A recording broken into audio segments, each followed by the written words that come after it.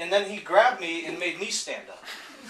Okay, and then I was thinking to myself, come on, man, you don't have the money. I don't, so afterwards I was really upset. But then I thought about it, and I was like, this guy, his heart was so big, and even though he didn't have the money on him right then, he stood up and said $1,000. And you know how we are at ISNA. Usually by that time that the fundraiser comes up, nobody goes, and it's usually hard to raise funds. But Ahmed, mashallah, that was how big his heart was, and he stood up for 1,000. So I want everybody here to try to get 1,000, inshallah. And so that was one point I wanted to make. The other point is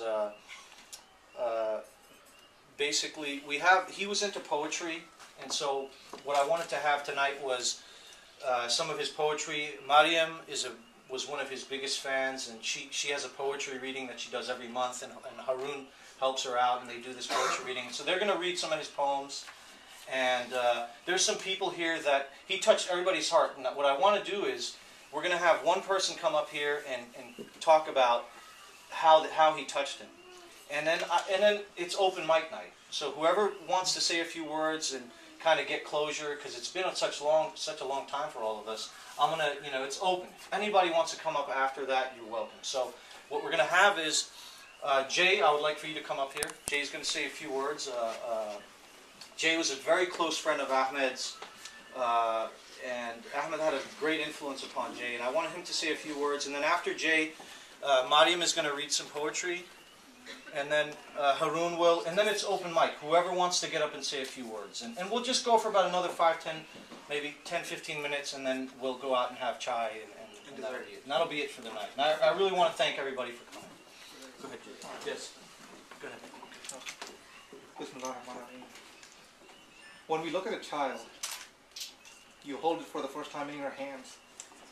In that moment, you forget everything in the world. There's a birth, there's a new life on earth. And as that child is growing up, the first time you will hear him say, or her say, Mom, Dad. And that's also a time that you will never forget in your life. A child has a way of disarming all the falsehood and lies of this earth in an instant, because they preserve their primordial innocence. And they are as innocent as God is, because truly God is that innocent.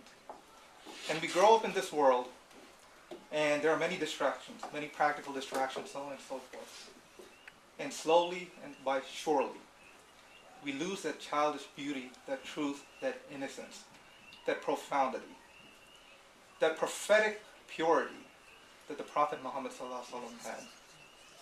And very rarely would we say that we see grown-ups, especially a jolly 33-year-old giant. I remember seeing him come down the halls in UMBC, and he'd be just walking like this, and cheeks from here to there.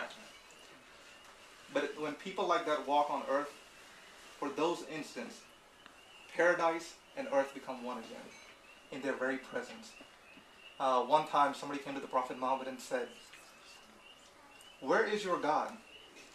And the Prophet said, and the revelation came, that whithersoever you turn is the face of God.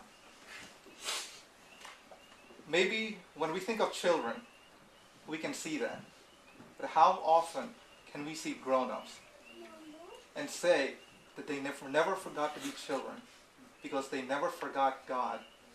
And God loved them so much that He does not send prophets anymore, but He sends His angels to earth to remind us once again of what prophets used to be, and truly what is beautiful.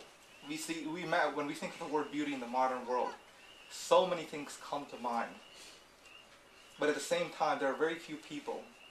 We see with our eyes, but very few people can penetrate the depths of our soul and truly remind us how to be as God is to us always. Because if we look at His first two names, Bismillah ar-Rahman ar-Rahim, He was the full embodiment of the kalma. He was the full embodiment of the shahada. Without ever having said Allah, He could have walked in your presence and you fell into the remembrance of God. He was the walking shahada. And for the few brief moments that He was in here on earth, far too short, He managed to save my life. And in a way that I don't need to go into, but if it wasn't for Him, I wouldn't be breathing, I wouldn't be here. I wouldn't understand Islam the way I do. I wouldn't love God the way I do. People like him, we should all remember, they're gateways to our destiny. And we should honor and respect and remember every time when there's darkness in our life where we become so distracted by the world, we want to forget God, or we lose faith in mankind, we lose hope, whatever it may be. We should remember two things: children and the eternal child that Ahmed was. I love him like a brother. He was an angel in my life. In the day without prophets, he was truly a saint and a giant amongst the human race, and may heaven always praise his name and his birth for all time. Just want to share.